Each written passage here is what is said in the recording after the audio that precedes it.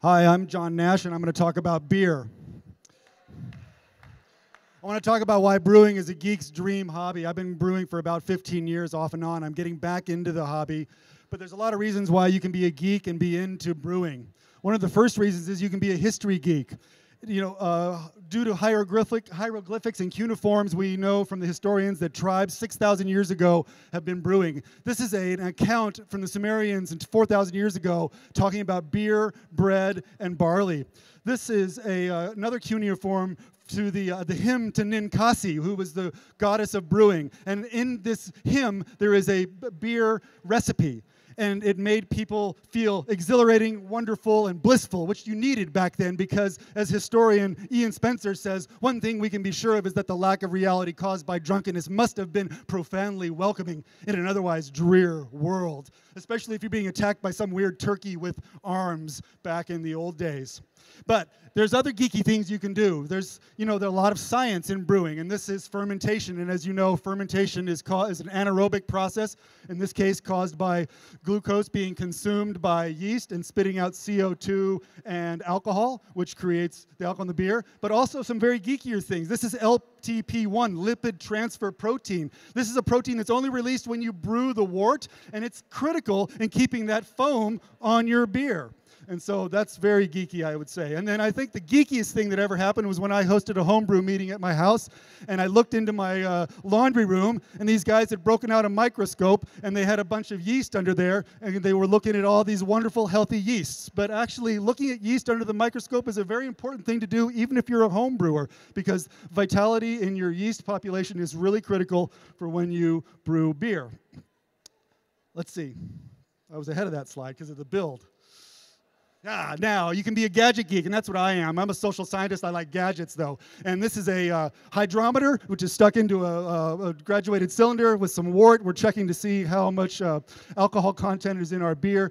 But that's just the beginning. If you like Williams-Sonoma and you like to go for kitchen gadgets, well, if you're a brewer, there's lots of stuff you can get. You can get really cool bottle washers that you stick in your sink to keep things clean, things you can pull your carboy around with because you don't want to carry 5 gallons of glass around.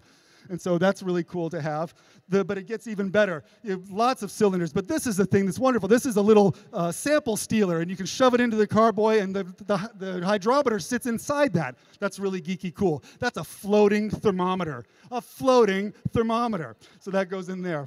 But you can even get geekier, and if you've got about $2,000 to drop and you really want to brew some beer, then you can go to the Synergy Systems website. And these guys are in Oregon. These are handcrafted stainless steel home brewing systems, and if you've got the money for it, that's the kind of thing you probably want to go for. But you know what? It's just cooking. It's water, it's malt, it's yeast, it's hops. But if you want to up your game, if you want to make something like a little bit of an India Pale Ale, which is what I like to make, then that's the sort of thing that you can really... Wait, did I say India Pale Ale? That reminds me. We have a little word from our history geek. Did you know how India Pale Ale got its name?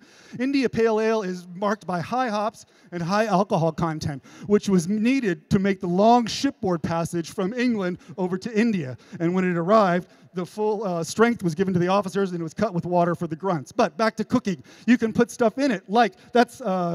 Spanish moss, which means seaweed. We put it in there to clarify the beer. That's coriander. That's some sweet cherry puree if you want to make some fruit beers. And that's prickly pear fruit. A friend of mine made a prickly pear mead. It tasted like a champagne white Zinfandel. It was wonderful. But if you're really geeky, you can make your water like the city you're in. So if you like a Czech Pilsner, you can make your water like Pilsen in Czechoslovakia, in the Czech Republic, and then brew for style. So you've really got an on-style thing. But if you're a maker, this is the kind of hobby for you. I like to make stuff. This is a wort chiller. I made one of these. It looked just like this. And that's a device that you use to chill your beer to get to a right temperature before you pitch the yeast. But the next thing I think I want to make is one of these, and this is called a jockey box. And what it does is you take your keg of beer and you put it in the back, and you pour ice in there. Something about heat transfer and making. These are the things I like to make for some reason. And then beer comes out cold, and that's what makes you a social geek, is you can take these on picnics, and then everybody's your friend, because now your homebrew goes with you. And speaking of being social, this is my old homebrew crew from back in El Paso. And social doesn't mean just brewing beer, although we have fun, but that's my new brother-in-law, Klaus, because he met my wife's sister and fell in love at my house at a beer meeting. meeting, and now they're married and they have 2 kids. So don't think that you can't fall in love and brew beer. But this is a modern day thing. This is a party I went to at Ames of Brewers. This is a little smackdown. Everything on the table there is homebrew except for some stuff that we want to taste for style. Everybody's having a good time. But grokking out on being a brewer is a lot of fun, and so that's why brewing is a geek's dream hobby. Thanks.